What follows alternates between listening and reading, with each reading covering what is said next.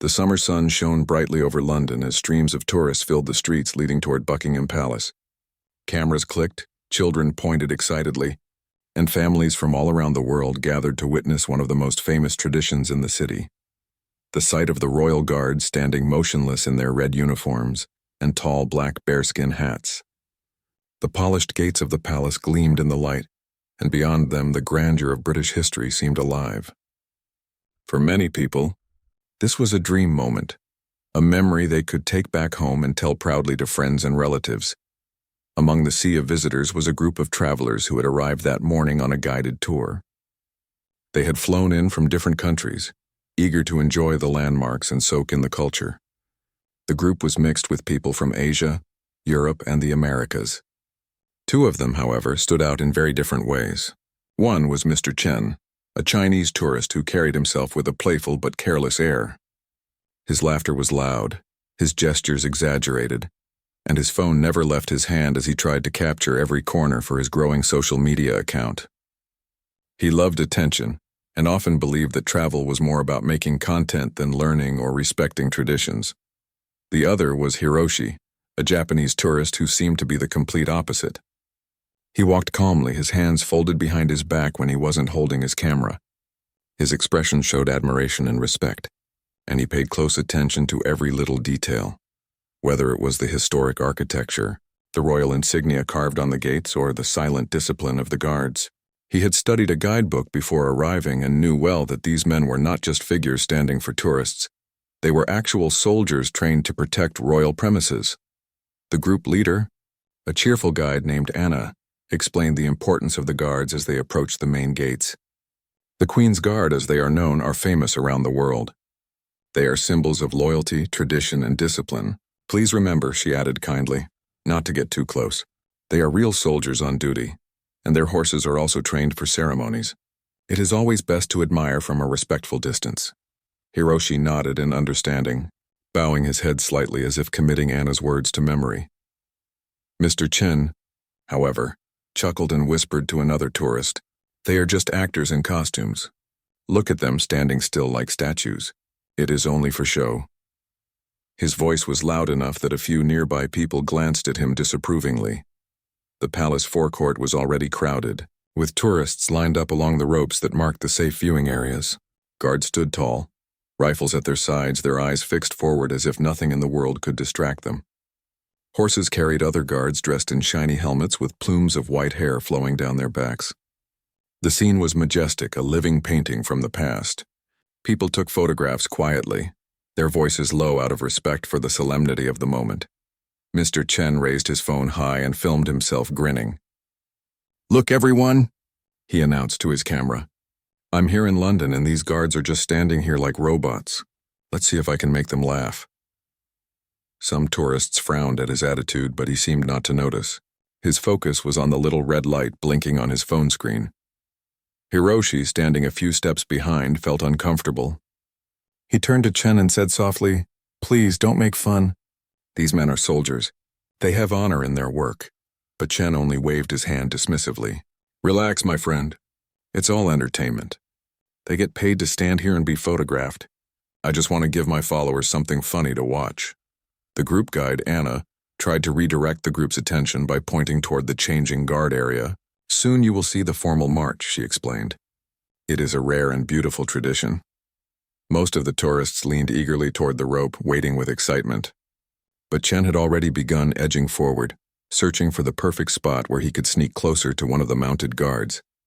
His eyes focused on a tall soldier sitting atop a magnificent black horse. The animal's glossy mane shimmered in the sun, and its strong muscles tensed as it shifted its weight. A polished bridle with royal insignia held the reins together, and the guard's boots gleamed from constant care. The horse was majestic, powerful, and clearly not one to be underestimated. But Chen only saw it as a dramatic backdrop for a picture. He turned to his phone again and spoke as if addressing an invisible crowd. "I'm going to touch the reins. Let's see what happens. Maybe he will finally smile." Some tourists gasped softly when they heard him. One elderly woman muttered, "That's not safe. He should stop." Another man shook his head, raising his camera to record, sensing something was about to happen. Hiroshi's eyes widened, and he quickly stepped closer. "No," he said firmly, though still polite. "Please stop. This is disrespectful. The sign says do not touch. You could get hurt." But Chen laughed again, brushing off the warning. "It's just a horse. I know animals. Don't worry." He grinned and moved forward, slipping past the edge of the crowd barrier while the guard remained motionless in his saddle, his eyes hidden beneath the brim of his shiny helmet. The atmosphere changed instantly. Where moments ago there had been cheerful chatter and clicking cameras, now silence spread across the gathering. The crowd watched tensely, whispering among themselves as Chen drew closer to the guard and horse. His carefree attitude seemed to collide with the centuries-old tradition of dignity and discipline standing before him. Children pulled on their parents' sleeves, asking what would happen. Tourists held their breath, unsure if the guard would react. And Hiroshi, standing still but worried, felt his heart race as he realized Chen was pushing the limits of patience and respect. The palace forecourt, filled with sunlight and history, was about to witness a clash between playful arrogance and unyielding tradition. Chen, unaware of the weight of the moment, raised his phone one last time, ready to capture what he thought would be a funny memory. He did not know that in only a few seconds his laughter would vanish, and he would come face to face with consequences he had never imagined. The moment Mr. Chen slipped past the rope barrier, the mood of the crowd shifted. A murmur ran through the tourists like a wave of unease. People knew they were watching someone step where no visitor was supposed to go. It wasn't only about rules on a sign. It was about an invisible boundary of respect. The royal guards were not street performers or actors in costumes. They were real soldiers standing in defense of a tradition that went back hundreds of years. To cross that line was not just foolish, it was dangerous. Mr. Chen, however, seemed blind to the tension. His phone was still in his hand, held high, capturing every move. He grinned at the camera, whispering, "Okay, everyone. Watch this. He can't just ignore me forever." His words were meant for his online followers, not the people around him. For him, the guard was not a person but a prop in his video. The soldier on the horse remained motionless, his posture perfect, his eyes hidden beneath the shadow of his shining helmet. The horse, tall and powerful, shifted its head slightly as if sensing the energy of the crowd. The sound of its heavy breath filled the air, its nostrils flaring. Its hooves tapped the ground once, a sharp echo against the stone. A group of children near the front clutched their parents' hands, their eyes wide with worry. One little boy asked in a whisper, "Why is he doing that? Doesn't he know the guard can't be touched?" His mother shook her head, her lips pressed tight in disapproval. Mr. Chen took another step closer. He waved his hand in front of the guard's face, laughing loudly. "See, he doesn't even blink," he said, as if proving a point. The tourists behind the barrier gasped. To them, this was no longer amusing. It was uncomfortable. They respected the silence of the guards, but Chen was turning the sacred moment into a game. Hiroshi, who had been watching quietly, finally raised his voice. His calm, polite tone carried urgency. "Please stop. This is not right. They are soldiers. You must not do this." His words were firm, but his face still showed patience. He was trying to stop Chen from making a mistake that could bring shame to himself and possibly trouble for the entire group. But Chen only waved his hand at him, not even looking back. "Don't worry. I've seen videos online. People joke with these guards all the time. Nothing happens." He leaned in closer, tilting his head as if daring the guard to react. The horse shifted again, this time stamping its hoof more firmly against the ground. The sharp clop echoed in the courtyard. Chen's grin widened, mistaking the movement as entertainment rather than a warning. "Oh, the horse is alive after all," he joked, holding his phone closer to capture its face. He reached out a hand toward the horse's bridle, ignoring the large white sign beside him that read clearly, "Do not touch the guards or horses." The crowd gasped loudly this time. A ripple of voices spread, some scolding in whispers, others raising their phones to record the unfolding scene. Tourists from different countries muttered in their own languages, all expressing the same disbelief. Why would anyone be so disrespectful? The horse's ears flicked back, a clear sign of irritation. Its muscles tightened, and its tail swished sharply through the air. Still, the soldier atop the horse did not flinch. His training required him to remain still unless the situation demanded action. Chen laughed again, the sound too loud for the solemn space. He patted the horse's neck lightly as if it were a pet at a zoo. "Good boy," he said in a mocking tone, posing for a quick selfie. Hiroshi's face turned red, not from anger at Chen, but from embarrassment for him. He lowered his head, ashamed that a fellow traveler could be so careless. The difference between them could not have been clearer.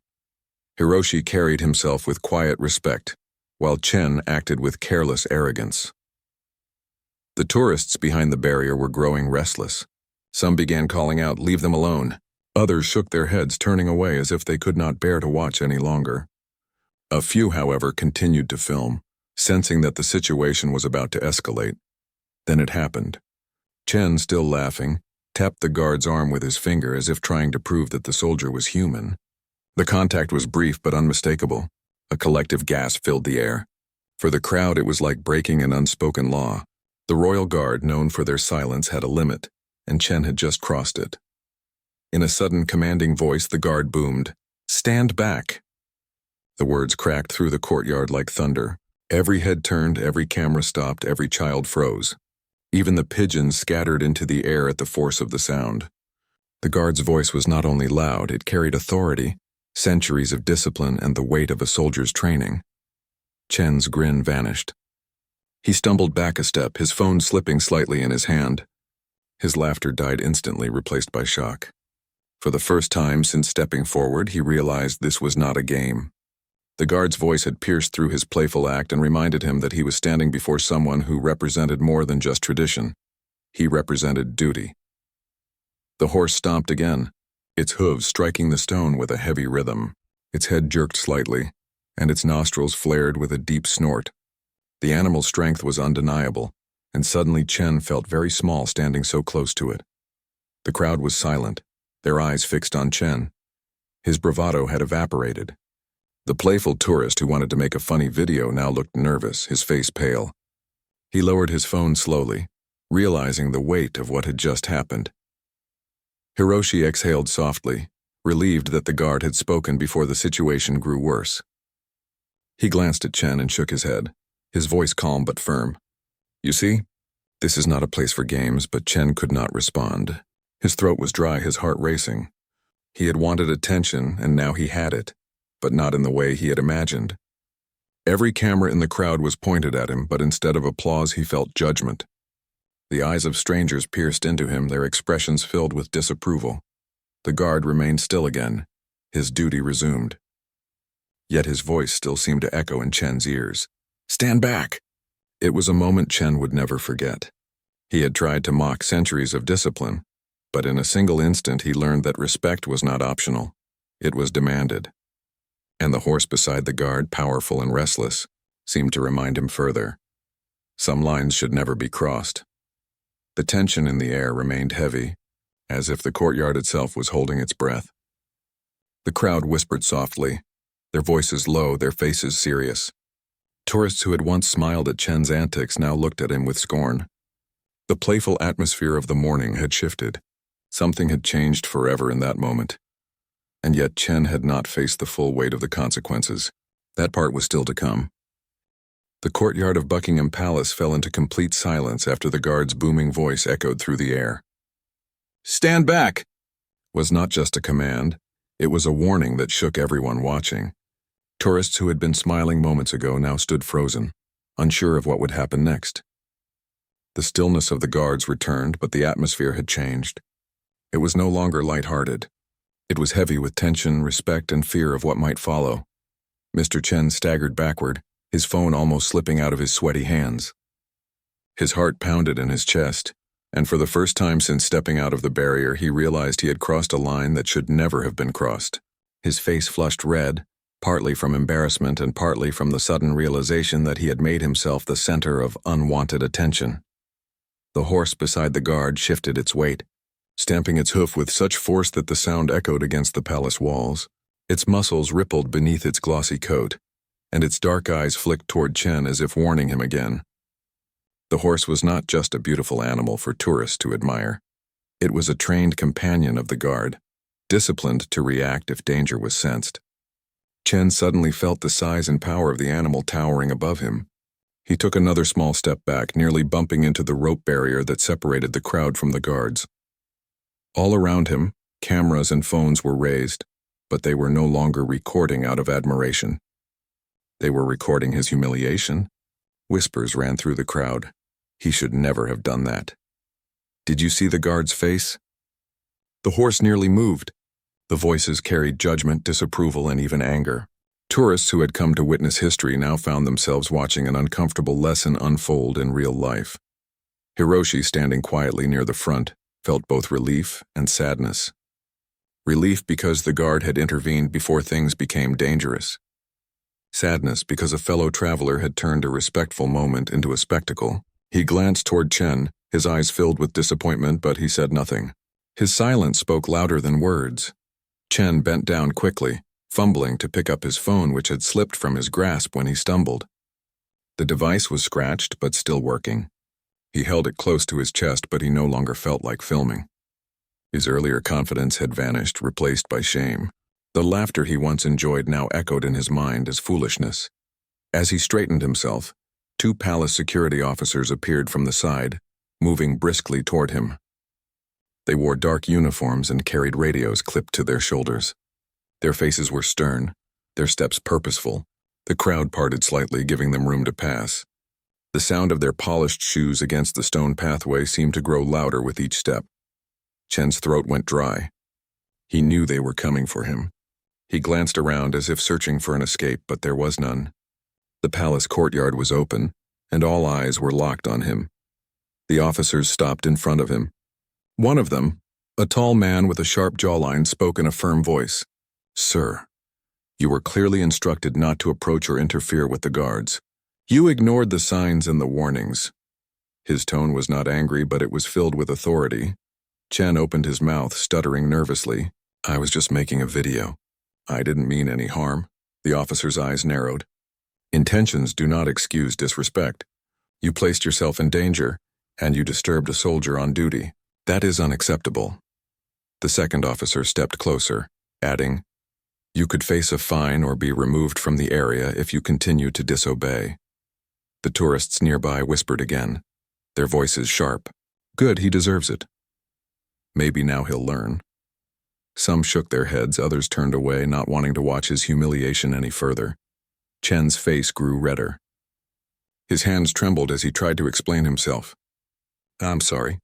I didn't know it was that serious." But even as he spoke, he knew his excuse was weak. The signs were clear. The guide had warned him. Hiroshi had reminded him. And still, he had ignored them all. The first officer's voice cut through the silence again. "You are fortunate the guard only issued a verbal command. If the horse had reacted further, you could have been seriously injured. These are not props for your entertainment. They are soldiers and trained animals." Chen swallowed hard, his pride crumbling. The laughter he had hoped to share with his online followers had turned into humiliation before hundreds of strangers. His phone, which once felt like his greatest tool for attention, now felt like a weight in his hand. He no longer wanted to post the video. He wanted the ground to swallow him whole. Meanwhile, Hiroshi stepped forward slightly, bowing his head toward the guard and horse. He did not speak loudly, but those nearby heard his quiet words, "Forgive his foolishness." His tone carried sincerity, and his gesture reminded the crowd of the respect that should have been present from the start. The guard, motionless once again, gave no reply. His silence was not weakness but discipline. His job was not to show emotion or respond to apologies. It was to stand firm as a symbol of the nation's heritage. The officers guided Chen back toward the rope barrier, their hands lightly pressing his shoulder to keep him moving. He did not resist. His earlier arrogance was gone. He kept his head down, avoiding the eyes of the tourists around him. He could feel their judgment without looking. As he stepped back behind the rope, the crowd seemed to breathe again. The tension that had gripped the courtyard slowly eased. Conversations resumed, though quieter now, with a tone of caution. People glanced at the guards with renewed respect, realizing how serious their role truly was. Chen stood among the crowd, but he felt isolated. No one wanted to stand near him. Some tourists whispered about him, pointing with disapproving looks. Others ignored him completely, as if he had vanished from their interest. The attention he once craved now felt like punishment. He glanced at Hiroshi, who still stood calmly. his camera in hand, ready to capture the ceremony properly. For a brief moment, their eyes met. Hiroshi did not speak, but his gaze carried a message. This could have been avoided. Chen turned away, unable to face him. The ceremony continued as planned. Guards marched in formation, their boots striking the ground in unison. The horses moved with precision, their steps elegant yet powerful. The music of the military band filled the air, reminding everyone that this was not just a show. It was history in motion. Chen tried to watch, but he could not enjoy it. Every sound, every step, every note of music reminded him of his mistake. The laughter of children nearby, the clicking of cameras, the whispers of admiration for the guards, all of it highlighted how out of place he had been with his mocking behavior. For the rest of the ceremony, Chen remained quiet. He held his phone but did not raise it to record. The scratches on its screen now seemed like marks of his own foolishness. The crowd, however, had already moved on. They admired the discipline of the guards, the beauty of the horses, and the grandeur of the palace. To them, Chen had become just a side story, a small lesson of what happens when someone forgets respect.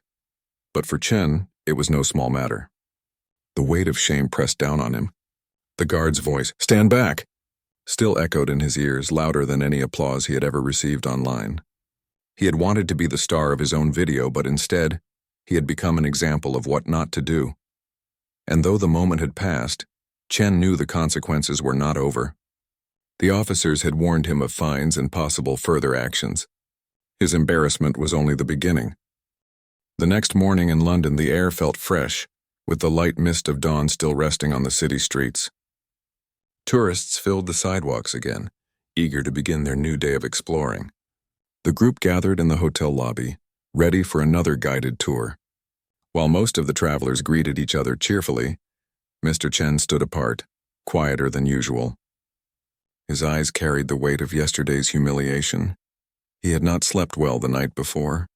Every time he closed his eyes, he saw the horse stomping its hoof and heard the powerful voice of the guard thundering in his ears. He had tossed and turned, haunted by the memory of dozens of eyes staring at him in disapproval.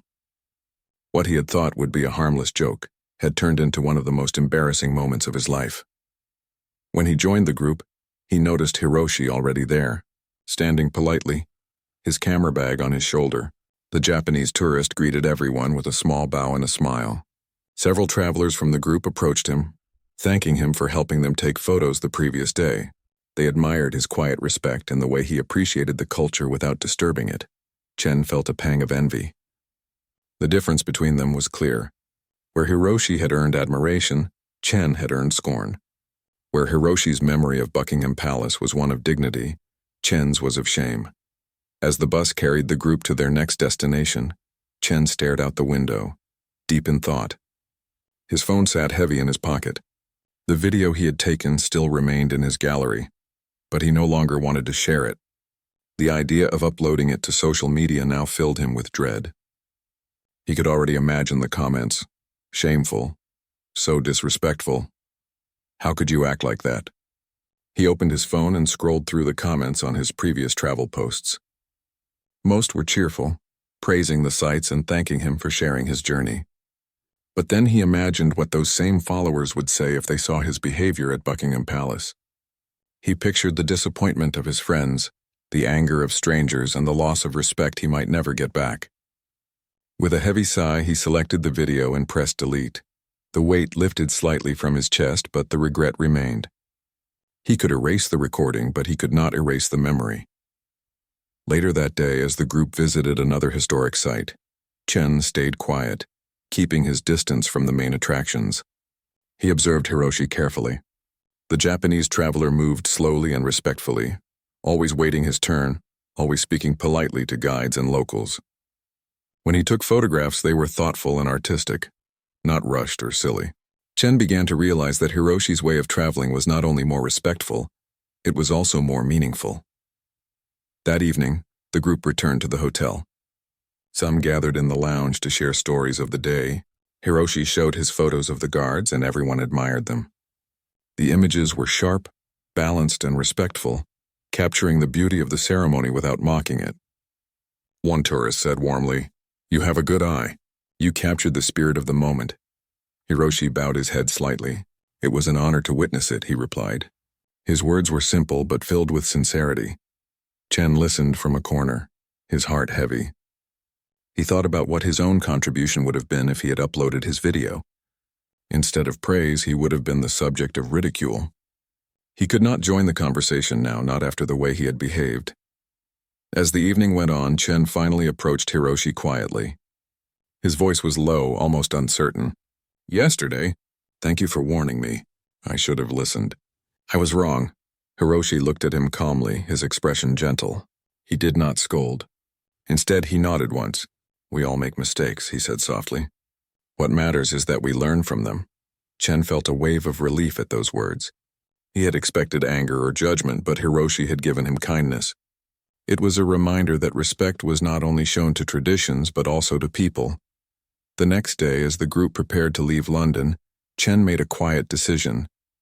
He would no longer travel just for videos or likes. He would learn to travel with respect, to understand the culture he visited instead of mocking it. His mistake at Buckingham Palace had been painful, but it had opened his eyes. When the bus passed the palace one last time, Chen looked out the window. The guards stood firm in their red uniforms, the horses tall and disciplined. The crowd gathered around them with awe. This time, Chen did not see them as props or background for a video. He saw them as symbols of history, strength, and pride. He bowed his head slightly as Hiroshi had done before. Back at the airport, Chen opened his phone again. He looked at his social media account, the place where he had once posted for attention. His fingers hovered over the new post button. But instead of uploading photos or videos of himself, he typed a short message. Travel is not only about what we see, but how we respect it. Yesterday I learned a hard lesson. I was wrong and I will do better. He hit post and closed the app. He did not know how many people would read it, but for the first time it didn't matter. What mattered was the lesson in his heart. Meanwhile, Hiroshi uploaded another photo from the trip. It was of the London skyline at sunset, glowing golden above the River Thames. His caption was simple. Grateful for the journey. The contrast was clear once again. Hiroshi's posts earned admiration because they carried respect. Chen's mistake had earned shame, but his reflection gave him a chance to grow. On the flight home, Chen leaned back in his seat, staring out at the clouds. He promised himself that wherever he traveled in the future, he would carry respect with him. No more mocking. No more arrogance. He would remember the sound of the guard's voice, the power of the horse's hoof, and the calm dignity of Hiroshi's bow. For him, the lesson was carved deeply into his memory. Respect is not optional. It is the foundation of every meaningful journey. The ceremony slowly returned to its rhythm, but the mood around Mr. Chen did not. The tourists who had witnessed everything carried the memory of his foolishness with them. Their whispers floated through the courtyard like a quiet wind, soft but sharp enough to cut into Chen's pride. He stood stiffly behind the rope now, his phone hanging uselessly in his hand. The arrogance that had carried him forward only minutes ago had drained from his body, leaving him hollow and ashamed. The security officers remained nearby for a while, watching him closely to ensure he did not cause more trouble. Their presence made him feel even smaller. Each time one of them glanced in his direction, he lowered his eyes, unable to meet their stern expressions. The earlier laughter he had enjoyed now seemed so far away. Chen's mind replayed the moment again and again. The horse stamping its hoof, the guard's voice loud, powerful, commanding, the gasp of the crowd, the feeling of every single camera pointed at him, not out of admiration but out of scorn. He had wanted to impress strangers on the internet, but instead he had embarrassed himself in front of hundreds of real people standing only a few feet away. Beside him, Hiroshi adjusted his camera quietly, focusing on the soldiers as they marched in flawless formation. The Japanese tourist did not glance at Chen again, but his calm presence served as a silent comparison. Where Chen's behavior had created shame, Hiroshi's respect earned admiration. People near him nodded politely, smiling when they noticed his humble gestures. Some even asked him to take group photos for them, trusting his kindness. Chen noticed the difference and felt a pang of regret. Why hadn't he behaved like Hiroshi? Why hadn't he listened when the man tried to warn him? If he had, he could have been standing here now with dignity instead of humiliation. The ceremony continued with elegance.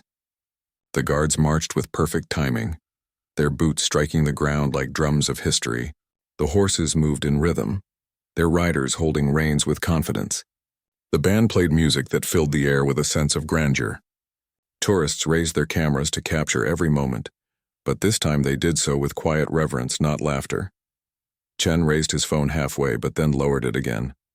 He no longer had the heart to film. What was the point? Any video he had now would be ruined by the shame of his earlier actions. And even if he posted the clip of his joke, people would not laugh. They would criticize. He knew it. His stomach turned at the thought of the cruel comments that would fill his social media. Words like disrespectful, foolish, and ignorant flashed in his imagination. He sighed deeply, the weight of his mistake pressing heavier on his chest. For the first time during the trip, he wanted to be invisible. A family standing nearby glanced at him. The father shook his head, whispering something to his wife. Their teenage daughter looked at Chen with clear disapproval, before turning her attention back to the ceremony. That silent judgment hurt more than words.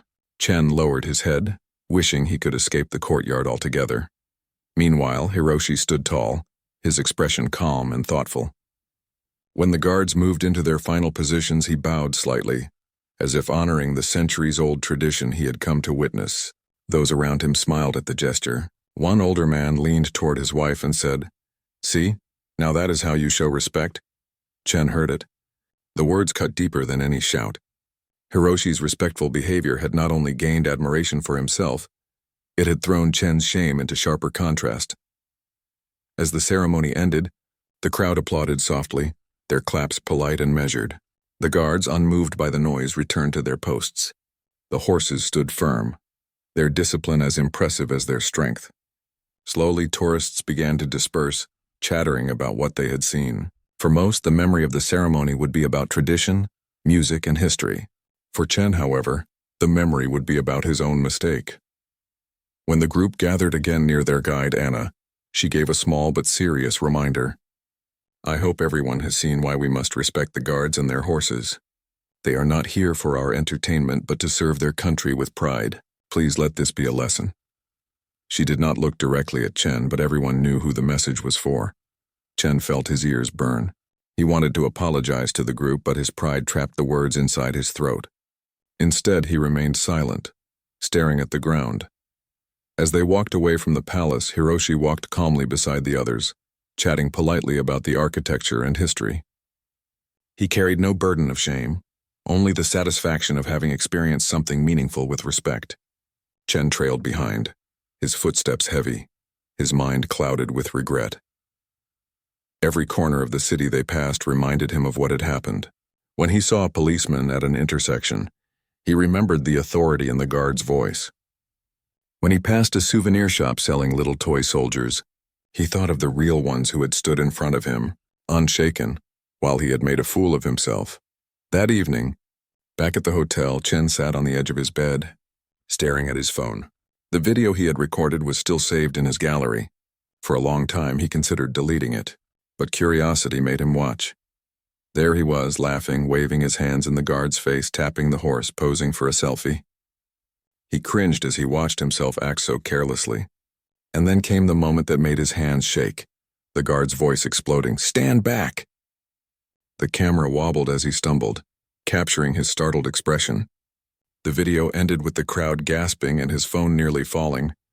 Chen dropped the phone onto the bed, his face buried in his hands. How could he have been so foolish? He had wanted to show his friends a funny moment, but now he realized the video showed only his immaturity. Meanwhile, in the room next door, Hiroshi uploaded a simple photograph to his travel page. It was a clean shot of the guards in perfect formation, with the palace gates in the background. He wrote only a short caption, "A moment of history, deep respect." Within minutes, likes and kind comments began to appear. Friends praised the beauty of the picture and admired his respectful tone. Chen knew if he uploaded his own video, the reaction would be the opposite.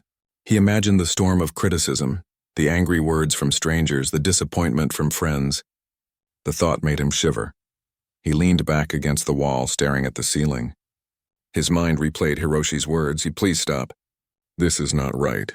They are soldiers. If only he had listened. That night, Chen struggled to sleep.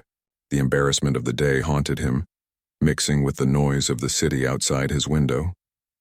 Every time he closed his eyes, he heard the guard's voice. Every time he drifted into half-sleep, he saw the horse's eyes glaring at him. In the quiet of the hotel room, he finally admitted to himself what he had refused to accept all day. He had been wrong. And now he regretted it deeply.